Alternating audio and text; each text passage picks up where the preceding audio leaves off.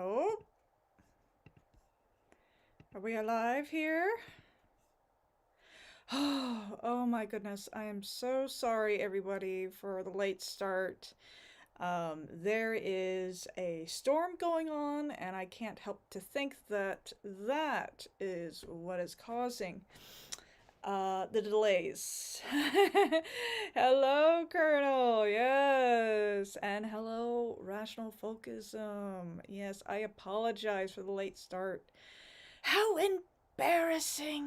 Oh my goodness. Well, tonight rather, we are going to be talking about George Farmer's ties to Zionism, and as you may or may not. Oh no, please, please don't upsub.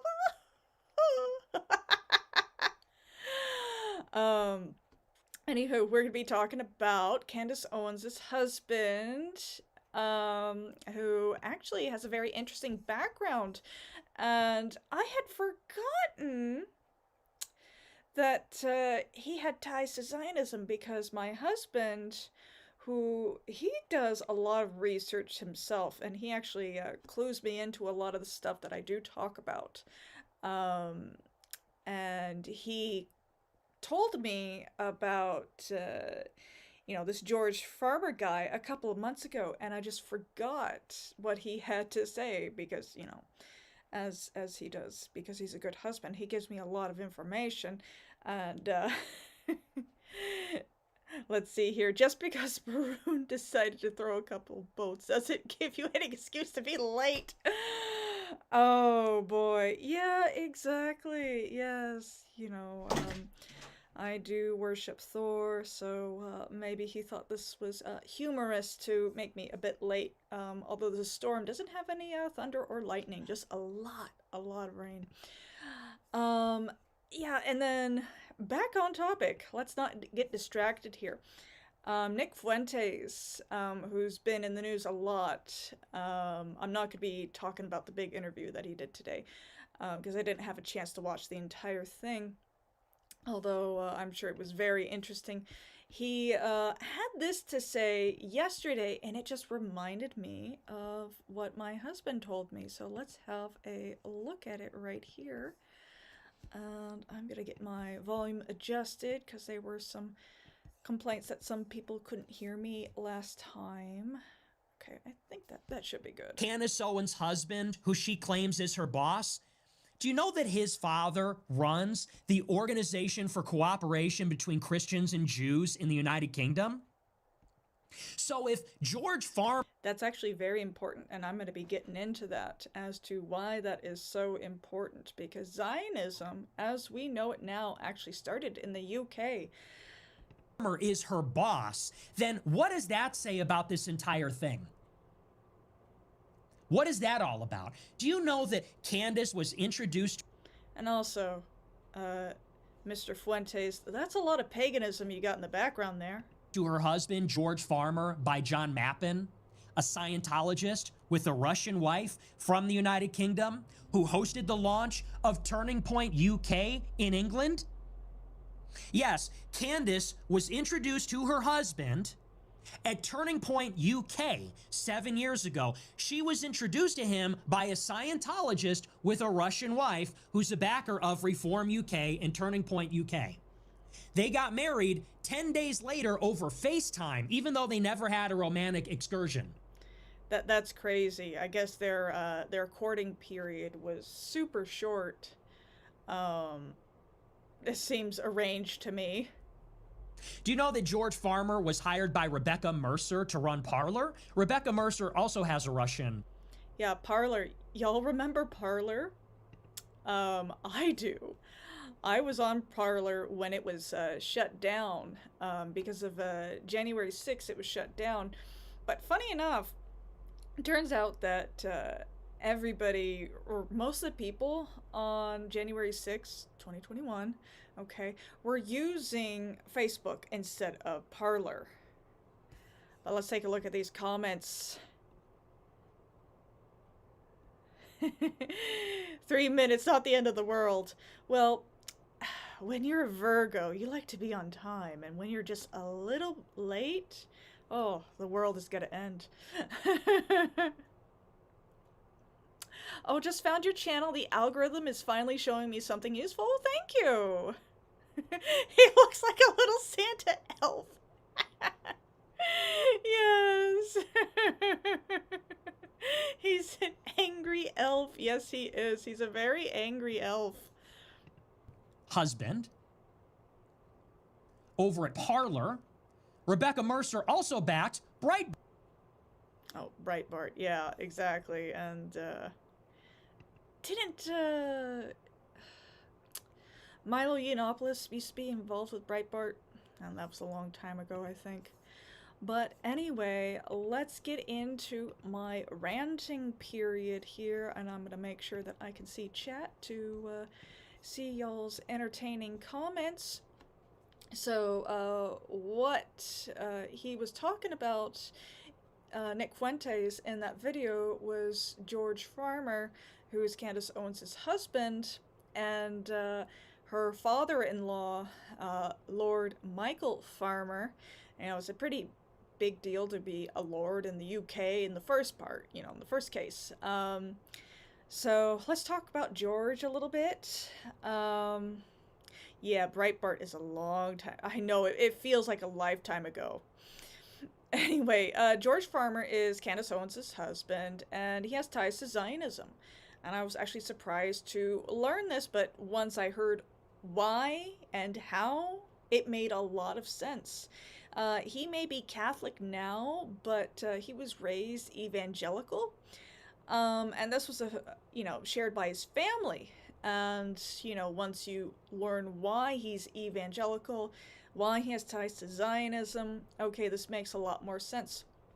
Now, his father, Lord Michael Farmer, a former Conservative Party treasurer, if you care for the UK politics over there, he's a big-time Zionist, vocal support of Israel, and he's since distanced himself from his daughter-in-law, Candace Owens, or maybe not, because I'm kind of getting a little suspicious of this whole occurrence here.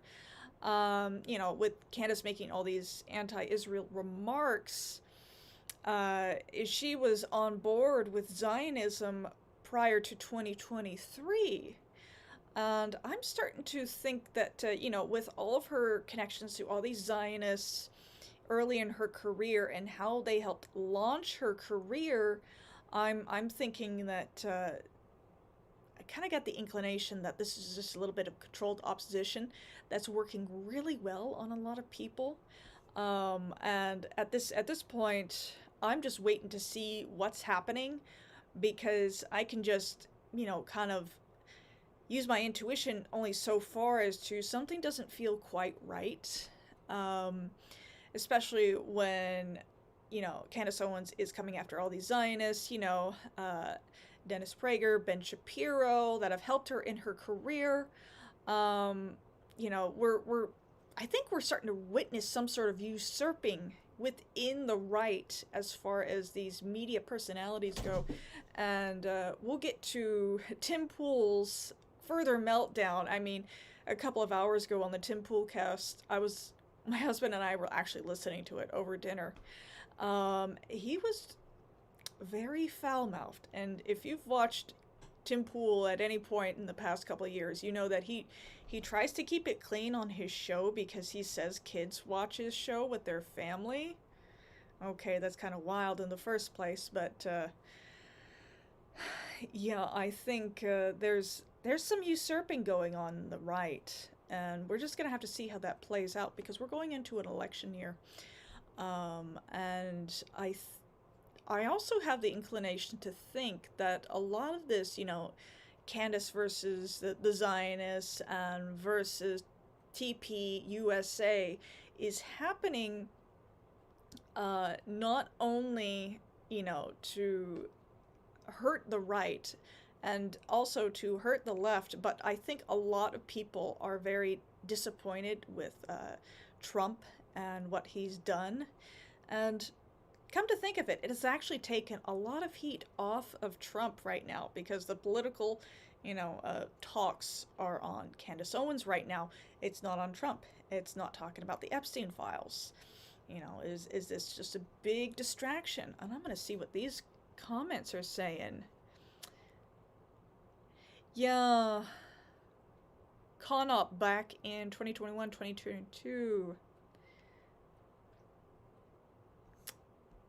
Yeah, she's a little bit of both. Yes, okay, but we're going to get back to Lord Farmer.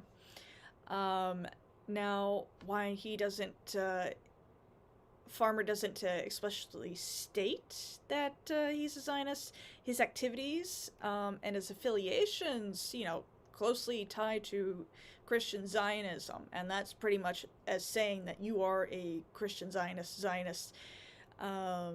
Farmer serves as the Christian Vice Chair of the Council of Christians and Jews, CCJ, since 2016, an organization promoting dialogue and mutual support between Christians and Jews, which aligns with the broader Christian advocacy of Israel's security and existence as the Jewish homeland, overlapping with Zionist principles, again with Zionist principles, Christian Zionist principles. They want those Jews over there in Israel just in case Jesus comes back. So, a third of them the Jewish people can be killed off. And the rest of them will have to submit to Jesus. That's what the Christian Zionists believe. And their insanity. And then, although when I looked it up, George Farmer says it's no direct involvement with Zionism, but once you're in the Zionist camp, especially the Christian Zionist camp, you don't ever really leave. And I kind of feel like Candace Owens might be doing a little bit of LARPing herself, and she's just trying to take away power from Ben Shapiro, who, he's had his meltdowns over this as well. Candace Owens having the biggest podcast in America right now, or I think in the world. But as far as Lord Farmer goes, and the history of Christian Zionism and Zionism, it all started back in the UK. And it even, stretches all the way back to the, 16th or 17th century. But I'm just going to go back, 130 years ago, when I'm talking about this, as to not, bore all of y'all. And, this whole movement for the Jewish national self-determination and the homeland in Palestine emerged in the late 19th century amidst rising tensions in Europe, while Theodor Herzl formalized modern political Zionism. The first Zionist Congress in 1897. Its roots in England trace back centuries earlier, like I said, blending Jewish aspirations with British Christian beliefs, a belief in coming back to the Messianic age. England's pivotal role culminated in the 1917 Balfour declarations, which endorsed a national home for the Jewish people. And this was delivered to Lord Rothschild. Yes, those Rothschilds. Yes, that's where I'm going to get into, touch upon the conspiracies, of manipulating major world events, such as wars and finances and even the weather, and, personal gain and power. And it's said that they even financed both, the Allies and the Axis powers during World War II. There's a lot about the Rothschilds, and if y'all know a lot about the Rothschilds, you know that, okay, this is getting kind of, suspicious already. This whole history of Zionism. So there was a motivation to create this national Jewish homeland. Yeah, the legacy has lasted this long. And, you know, the fact that it started all the way back in England, once I learned that, you know, the George Farmer's father was, you know, involved in Christian Zionism, I'm like, oh, so he's one of the originals, you know, the where Zionism originated and the idea of it. So Candace Owens, you know, she may be looking like, oh, she's trying to get away from it. But at the same time, like I said, you can't really leave that camp unless you are pagan.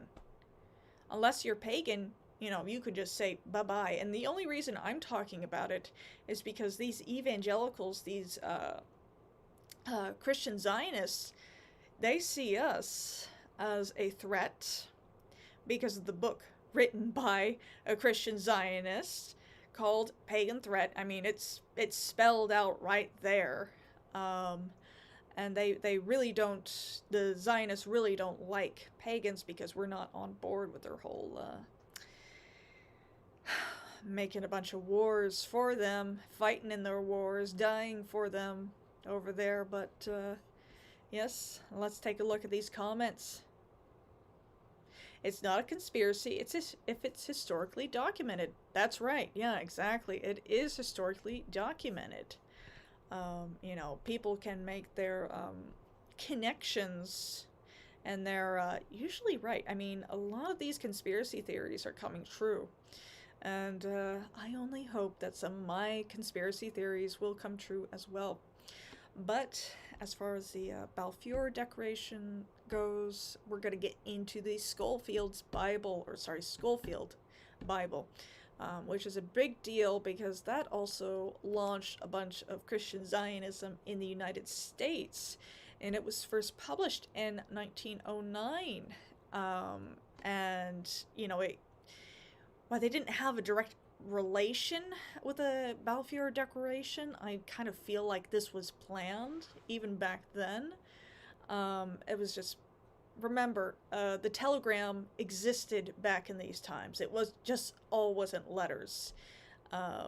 It was actually pretty expensive to send telegrams if you weren't using the dots. If you ever have watched a TV show or a movie about people sending telegrams to each other, the stops, that's what I mean.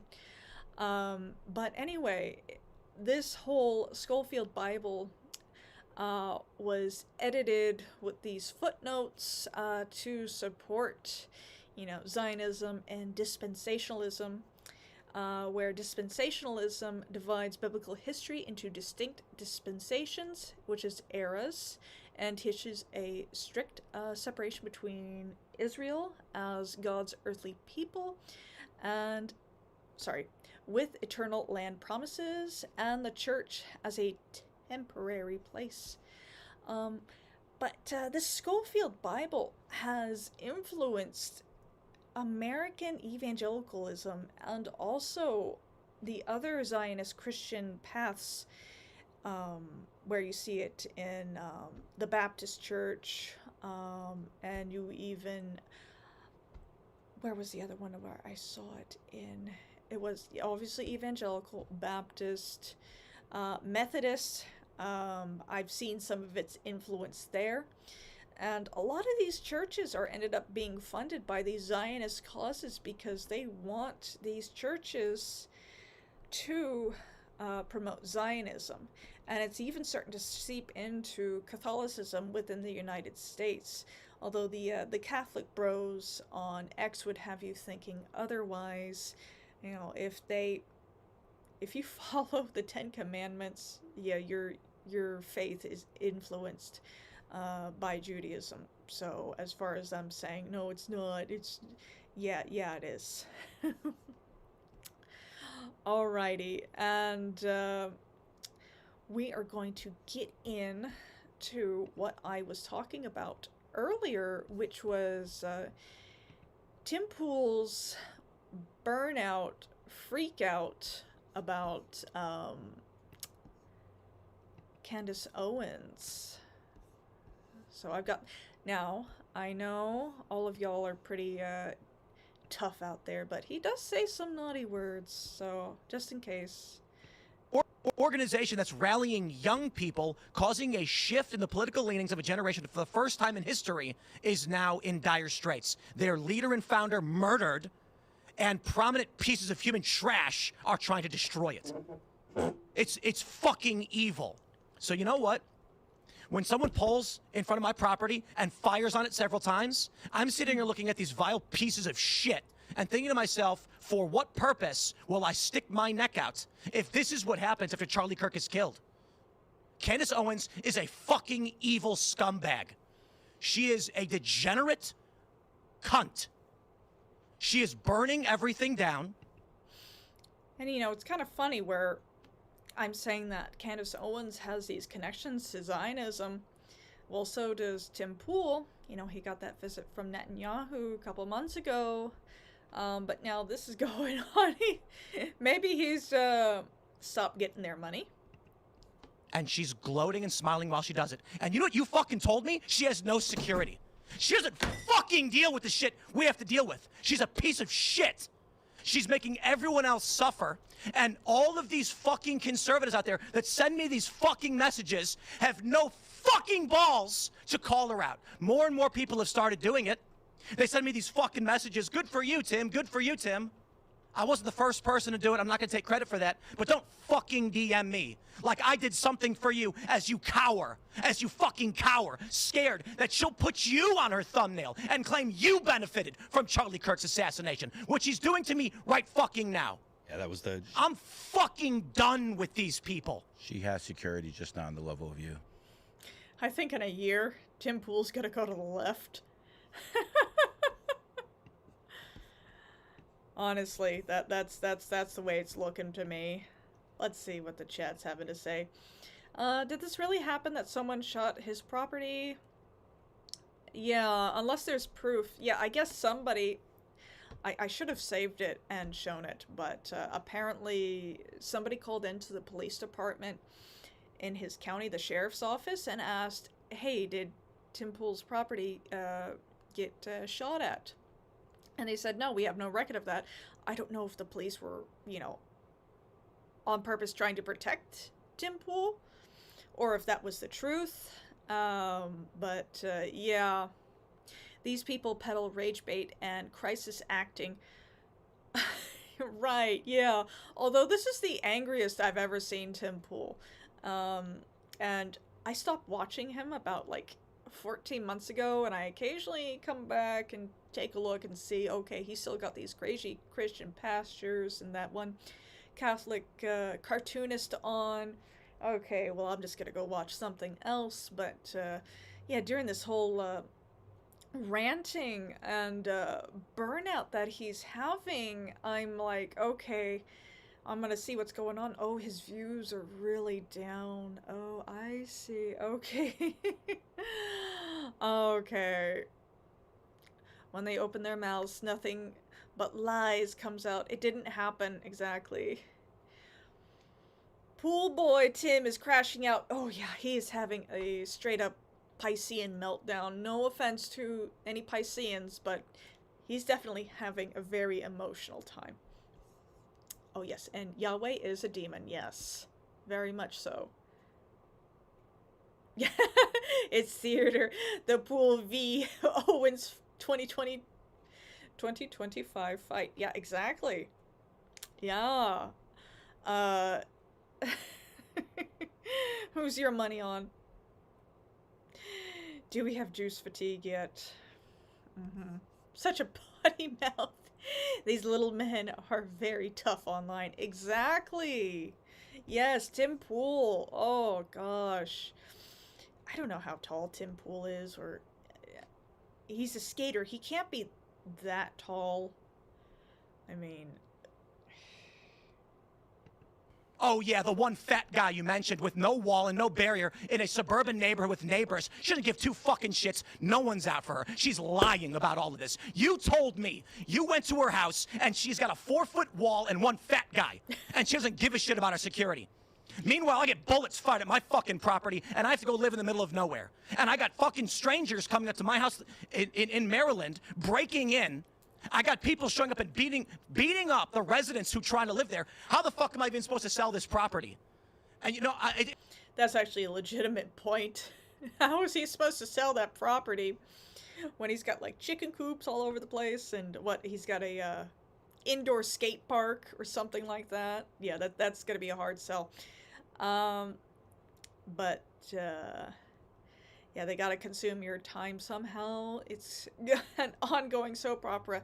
Yes, it has replaced mainstream TV. I mean, I really don't watch...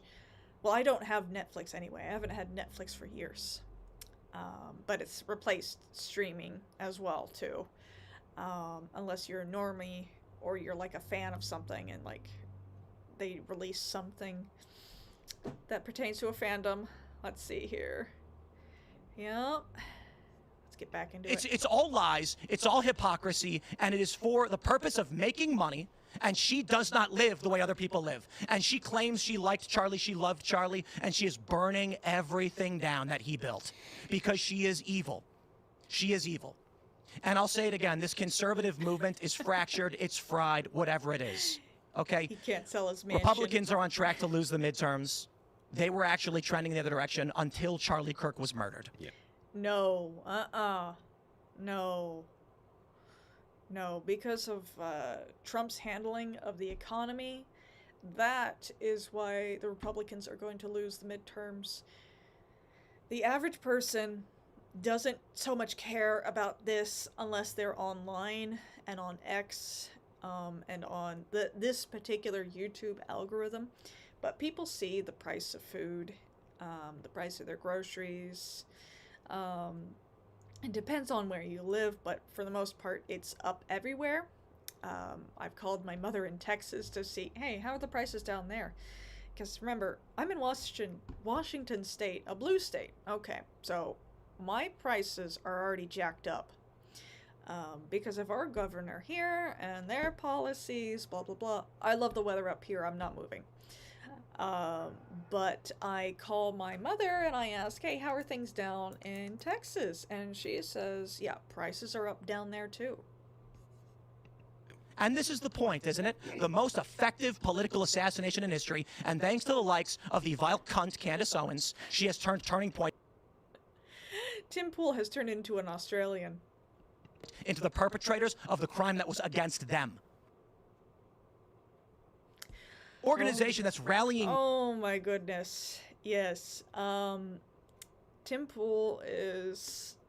What? I watched a little more of this stream earlier before I got started. He had this guest on that was telling him to move to a high-rise in Miami for security. And Tim Pool was saying, well, I invite all these people onto the show and the whole money thing... Okay, dude. Yeah, you kind of put yourself into a box where you've made a show where you invite people out, you pay for their flights out, you house a lot of people, and, like, you have a lot of employees. You kind of did it to yourself there. Let's see here. My neighbor is 95 years old, and he only watches the Western Channel. Oh... That describes my mom. She will rewatch The Virginian at least once a year. And any other Western that old Western. Yes. Oh, nice. I'm also an ex-Texan Pagan who moved up north for better weather.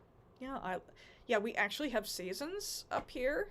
Unlike in Texas, I guess you have the dry, arid season, and then you have like 2 seconds of fall, and then like winters are weird. Like it'll get really cold in February for 2 seconds, and then you're back to sweltering heat. Yeah, exactly one of the reasons why I moved up here was the weather. But yeah, the whole issues that we're going through now, it's just kind of like, I think it's a waiting game to see where this is going, because we're headed into 2026, which is going to be the midterms. We're going to see where everything is going to, fall. Is, this whole Christian Zionism and Christian nationalism, is it going to fail, or is it going to somehow rally?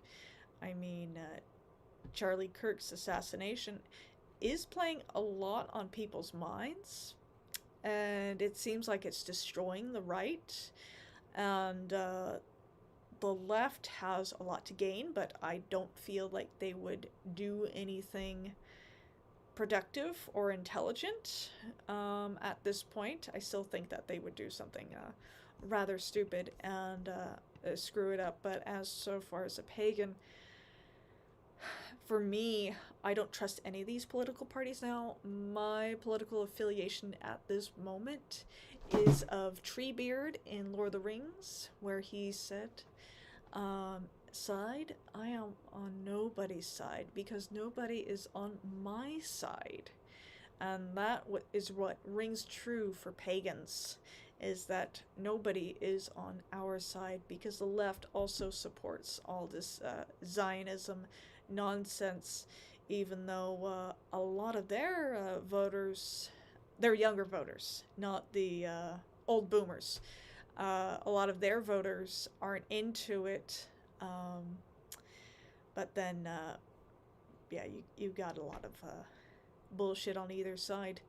But, oh, I served in Texas. It's like Florida. Temperature-wise, it's one level above hell. Oh, boy. Yeah, exactly. The humidity.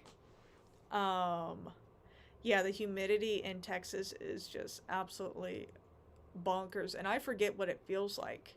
And I'm sure if I headed down there right now, I wouldn't last a day. Exactly. I trust my rifle. Yeah, exactly. Yeah. I trust my husband to keep my family safe, and I trust myself, and that's about it. It kind of puts you in a prepper mindset to have things prepared just in case, things go south, especially, an election year.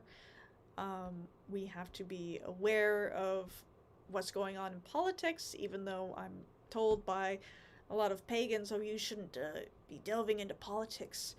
Oh, no, yeah, I should, because I need to keep aware of what's going on around me, because if I'm not, then things are going to sneak up on me, and that's very non-pagan in that pagans are supposed to, prep for the winter, prep for the cold months. That's the entire purpose of the Wheel of the Year, the cycle of the seasons, is that pagans know, we're supposed to plant this much, have this many animals, to slaughter and preserve their meat over the cold winter months to survive.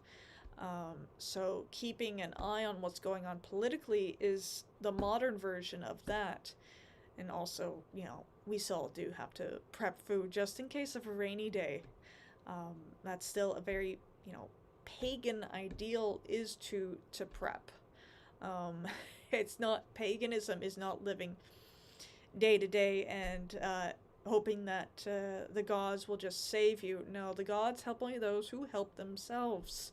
But if you need help, yes, you can ask the gods for help, or just ask the gods to, hey, could you fix my head? I'm just distracted. It's worked more than once for myself, but I trust my dog. Yeah, I trust my dog too. I have a Labrador. He's a great buddy. Yes. Yes, hard times are coming. Prepare accordingly. Yes, and there are, the whole weak men create hard times, and hard times create strong men. Yeah, we are right there.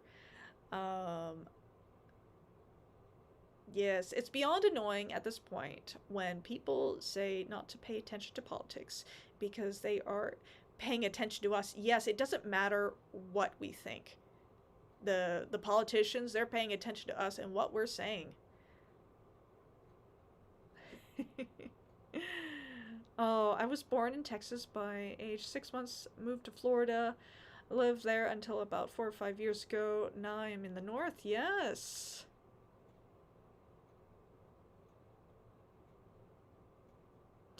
Oh, do you happen to practice any form of ancestor venerating? Yes, I do. I consider, you know, my pagan ancestors, and then my father, he's an ancestor that I do venerate. I don't bother him too much because when he passed away, he was only 18 months into his retirement, and he very much deserved his retirement, but he was the workaholic type who he didn't want to retire, but was kind of forced into it. So I try not to bother him too much, but, you know, I offer him what he liked, whiskey. And then my great-grandmother, who was noted as the meanest woman in Omaha, Nebraska in the 1940s. The police were afraid to pull her over. So, yes, ancestor veneration is very important, you know, throughout every single pagan, you know, path.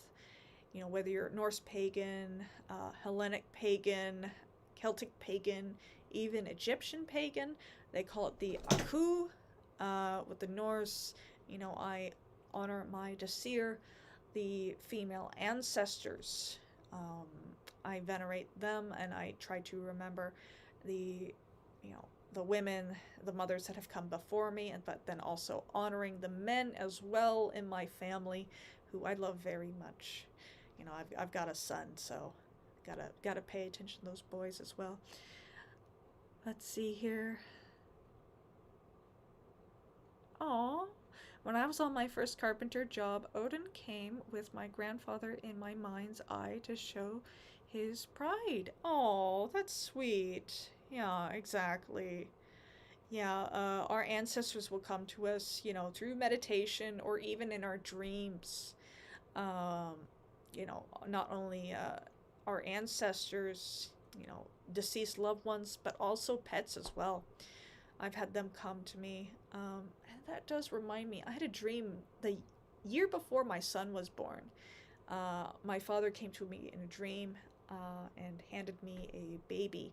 And it was a little blonde baby boy. And that's what I have now, a little blonde baby boy. So, yes, our dreams can, you know, our ancestors come to us in dreams in that way, and it's very sweet. They are visiting when they come to you in their dreams, in your dreams. Let's see here. Yes.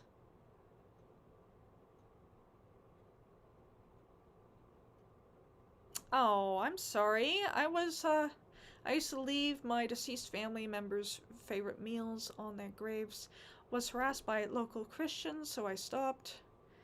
Yeah, that is annoying. It's just like, unless you're doing what they think is normal, which is just leaving flowers, because ancestor veneration, leaving offerings for your ancestors, is common practice throughout the world, and it's continued even in Mexico today.